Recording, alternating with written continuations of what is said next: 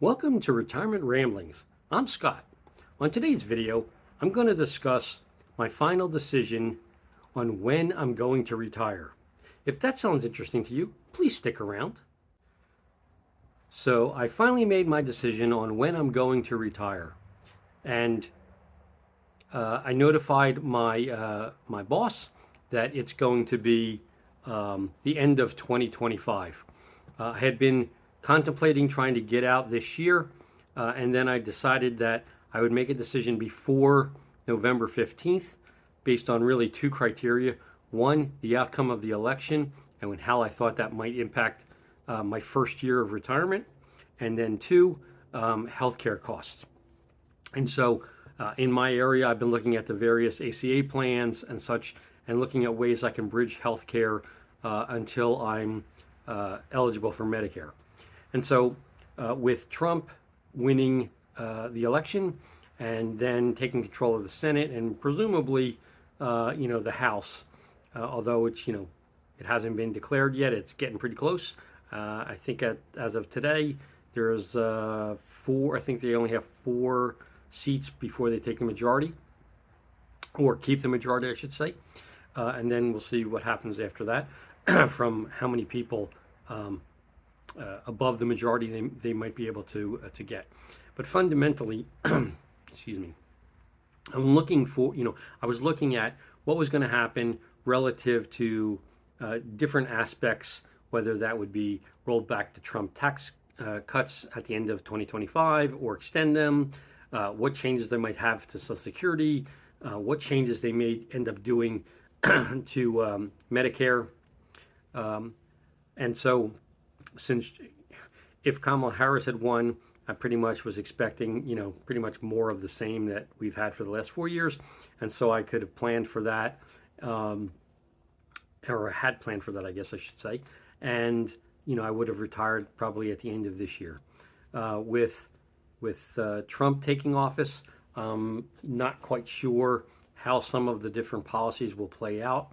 And so I want to give myself an extra year of time, both to improve my savings, if you will, for retirement, as well as to see how I need to potentially position myself before leaving the workforce. And so I made changes. I used Bolden, or New Retirement. And so this weekend I spent a considerable amount of time going through, updating all my assumptions, and it made a significant difference by making that 1 year extension to the success of my plan. So previously, with both my optimistic and my average assumptions, I had a very high percentage probability of successfully completing or not running out of money, I guess I should say, over my lifetime, based on all of the assumptions that I'm using. But in the pessimistic scenario, it was about 15% success rate. So, and I would run out of money pretty much in my late 80s, which would be problematic, and I didn't want to have to rely on on my son and for something down the road, and that's not a goal of mine, to be a burden on my children. So by making the adjustment of staying one more year, and I also made the decision to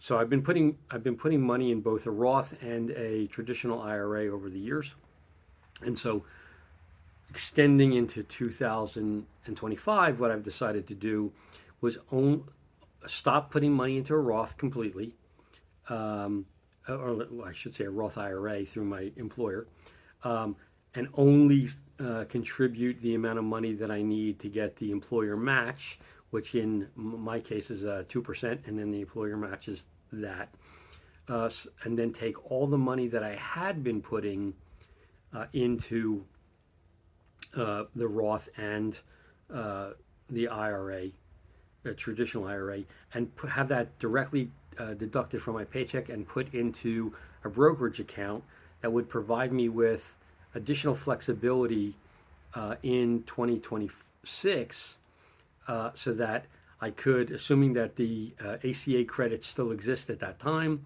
that I could leverage the money that's going into the brokerage account in addition with other savings to effectively control the amount of money that I would need to take out of a 401k or something else that would trigger the income that you need to get the credits. And then I could minimize what that is to maximize the credits, because then I could use the other money, effectively to live off of. And I would only have to bridge for 7 months till I was be able to get onto Medicare. So I thought that would be a good idea. Anyway, the long and short of it is, by making a couple of changes that I made to the plan and extending one more year, in the pessimistic scenario, I increased my chance of success from 15% to 58%. Now, clearly, that's not ideal. I'd love to have it be, 80% or more, but my pessimistic scenario in Bolden is, pretty pessimistic. Like, the economy would be in a world of hurt if my assumptions come to fruition. My optimistic scenario leverages the actual returns that I've been receiving on, annualized over my investing lifetime. So I'm assuming I'm going to continue to get the same basic returns. And then on my average assumption is halfway between what I've actually gotten over my investing lifetime and my pessimistic assumptions, which, like I said, are fairly pessimistic. So net, I feel like I'm in a pretty good shape, and I am going to, retire then at the end of 2025. My original retirement plan had been the end of 2026. So even though I'm extending it past this year, I'm still ending up retiring 1 year earlier than my original plan, because I've been able to work through these numbers. Now, also, I plan on having one of the CFPs at Bolden review my plan. I've already had CFPs with both Charles Schwab and with Northwestern Mutual Insurance Company review the plans, and both of them indicated that I should be in good shape. So I'd like to get, and I also had a CFP from one of my local banks take a look at it. Also, they concurred. And so I figured one more, just to make sure that I didn't do anything stupid inside the Bolden software that makes my plan not really valid, or not as valid as I think. I'm going to have somebody that's with Bolden actually do the review and confirm that everything's good. And if that is, then I'll be, I feel pretty comfortable pulling the trigger.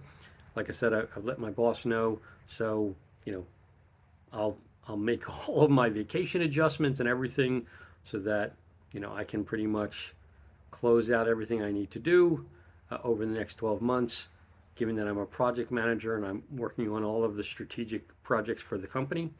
I'll start transitioning those activities as I progress through the year, and then, pretty much can ride off into the sunset at the end of 2025.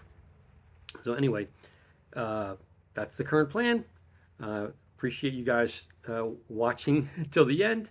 And if you have any questions or comments, please leave them in the comment section down below, or you can drop me an email, which I'm happy to respond to at myretirementramblings@gmail.com. Until next time, take care.